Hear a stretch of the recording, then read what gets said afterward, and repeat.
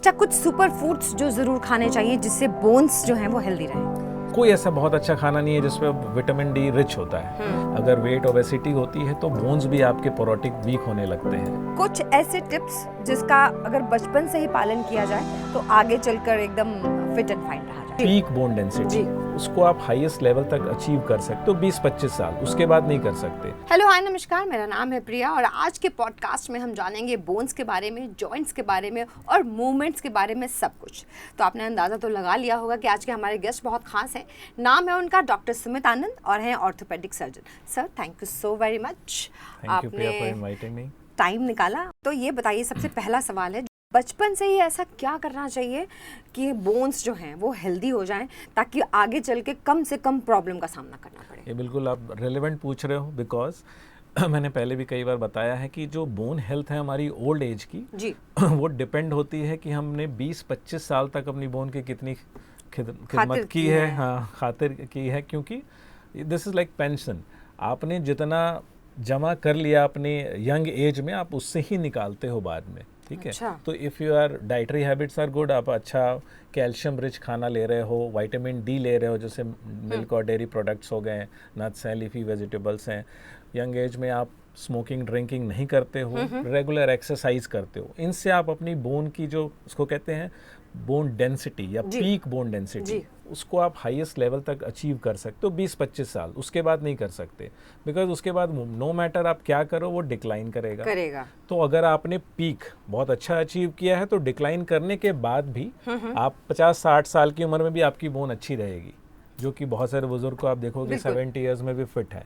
लेकिन अगर आपने पीक रीच नहीं करा है, आपका हाईएस्ट लेवल ये होना चाहिए था, यहीं तक पहुंचे, because you have been not been exercising, posture खराब, लॉट ऑफ थिंग्स, तो ओल्ड एज में आपका और नीचे जाएगा, तो उससे ऑस्टियोपोरोसिस हो जाएगा। ओके। अच्छा, कुछ सुपर फूड्स जो ज़रूर खाने चाहिए जिससे बोन्स जो हैं वो हेल्दी रहें? सुपर फूड्स तो मुझे लगता है कि काइंड ऑफ मिसनोमर है ना, मार्केटिंग है।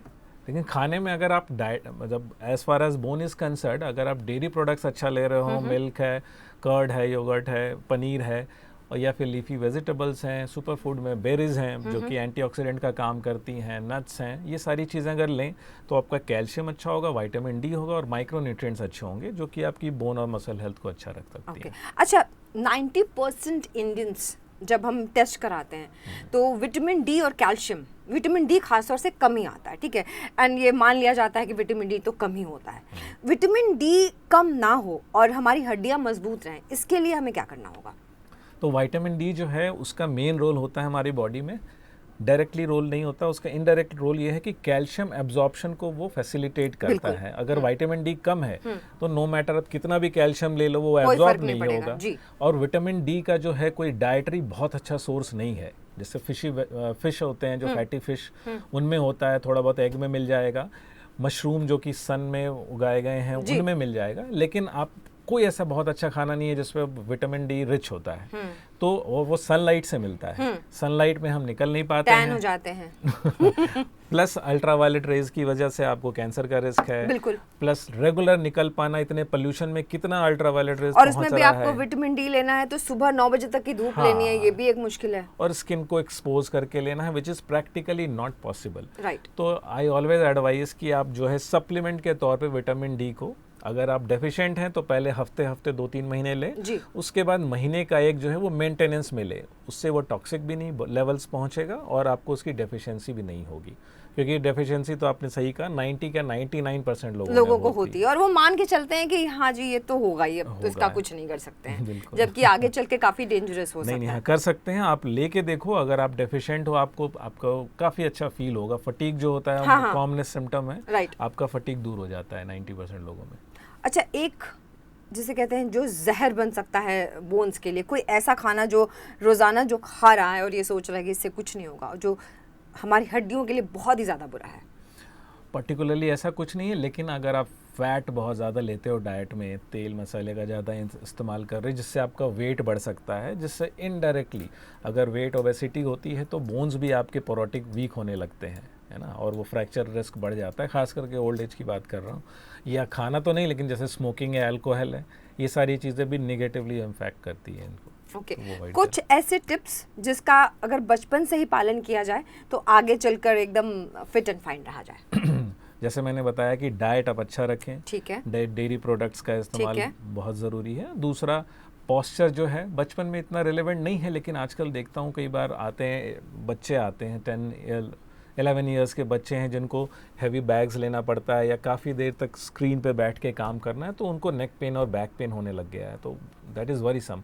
तो ये है कि आप पॉस्चर बचपन से ही अच्छा रखें, जैसा मैंने बताया थोड़ा पीछे होके बैठें।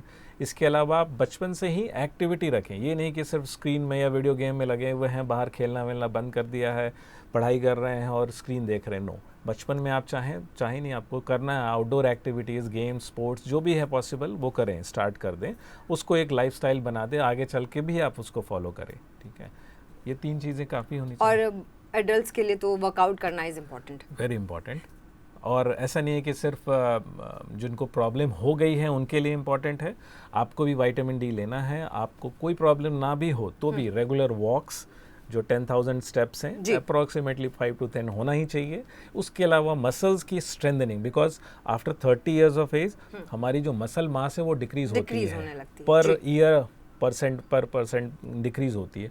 तो आप स्ट्रेंथ ट्रेनिंग नहीं करोगे, आपका मसल मास नहीं बढ़ेगा, तो आप वीक फील करोगे और वीक हो जाओगे। Right. Thank you so very much. ये डेली लाइफ में अगर हम इसको बहुत अपनाते हैं अच्छी तरीके से तो बोन्स को स्ट्रांग रखा जा सकता है, मसल्स को भी एकदम मजबूत बना के रख सकते हैं। Right. Thank you sir, thank you so very much. I am sure आपको हमारा वीडियो पसंद आया होगा। लाइक शेयर सब्सक्राइब ज़रूर कीजिएगा और अगले वीडियो के लिए तैयार रहिएगा।